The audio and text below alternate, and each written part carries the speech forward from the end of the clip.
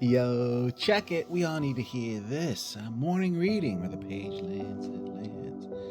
And I read a story that I have to share. So, please grab your tea and your coffee. Sit back in the cut. This is a Jesus story, so shh. Let's listen and learn. We're on this walk together. Check it. Now, a man named Lazarus was sick. He was from Bethany, the village of Mary and her sister Martha. This Mary, whose brother Lazarus now lay sick, was the same one who poured perfume on the Lord and wiped his feet with her hair. So the sisters sent word to Jesus, "Lord, the one you love is sick." When he heard this, Jesus said, "The sickness will not end in death. No, it is for God's glory, so that God's Son may be glorified through it." Jesus loved Martha and her sister and Lazarus. Yet when he heard that Lazarus was sick, he stayed where he was 2 more days. Then he said to his disciples, "Let us go back to Judea." "But Rabbi," they said, "a short while ago the Jews tried to stone you, and yet you are going back there?" Jesus answered, "Are there not 12 hours of daylight? A man who walks by the day will not stumble, for he sees by the world's light. It is when he walks by night that he stumbles, for he has no light." After he had said this, he went on to tell them, "Our friend Lazarus has fallen asleep, but I am going there to wake him up." His disciples replied, "Lord, if he sleeps, he will get better." Jesus had been speaking of his death, but his disciples thought he meant natural sleep. So then he told them plainly, "Lazarus is dead, and for your sake I am glad I am not there, so that you may believe. But let us go to him." Then Thomas, called Didymus, said to the rest of the disciples, "Let us also go, that we may die with him." On his arrival, Jesus found that Lazarus had already been in the tomb for 4 days. Bethany was less than 2 miles from Jerusalem, and many Jews had come to Martha and Mary to comfort them in the loss of their brother.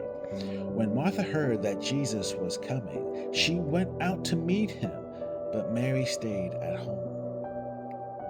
"Lord," Martha said to Jesus, "if you had been here, my brother would not have died. But I know that even now God will give you whatever you ask." Jesus said to her, "Your brother will rise again." Martha answered, "I know he will rise again in the resurrection at the last day." Jesus said to her, "I am the resurrection and the life. He who believes in me will live, even though he dies, and whoever lives and believes in me will never die. Do you believe this?" "Yes, Lord," she told him. "I believe that you are the Christ, the Son of God, who was to come into the world." And after she had said this, she went back and called her sister Mary aside. "The teacher is here," she said, "and is asking for you." When Mary heard this, she got up quickly and went to him. Now Jesus had not yet entered the village, but was still at the place where Martha had met him. When the Jews who had been with Mary in the house, comforting her, noticed how quickly she got up and went out, they followed her, supposing she was going to the tomb to mourn there. When Mary reached the place where Jesus was and saw him, she fell at his feet and said, "Lord, if you had been here, my brother would not have died." When Jesus saw her weeping, and the Jews who had come along with her also weeping, He was deeply moved in the spirit and troubled. "Where have you laid him?" he asked. "Come, see, Lord," they replied. Jesus wept. Then the Jews said, "See how he loved him."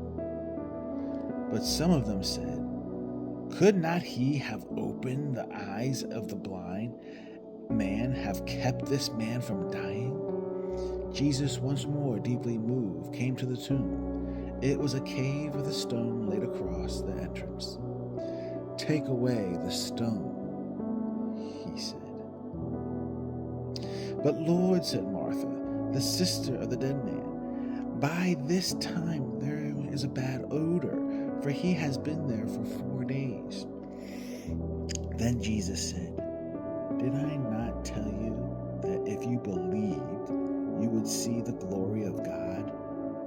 So they took away the stone. Then Jesus looked up and said, "Father, I thank you that you have heard me.